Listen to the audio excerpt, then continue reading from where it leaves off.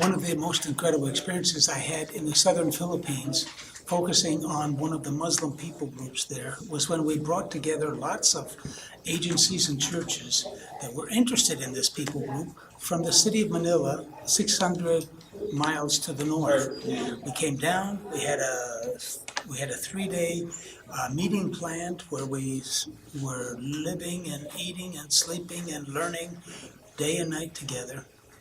And on the second to the last day, I realized that something was desperately wrong with this group of people. They just were not ready to partner together, even though they had all come around this single people group.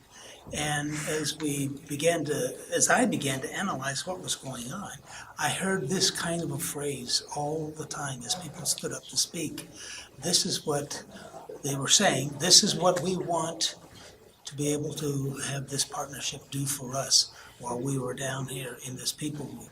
And everybody was talking about what they were going to get from the partnership. So I stood up and I said, I don't think we're ready to have a partnership yet. And the meeting closed and there was no partnership formed.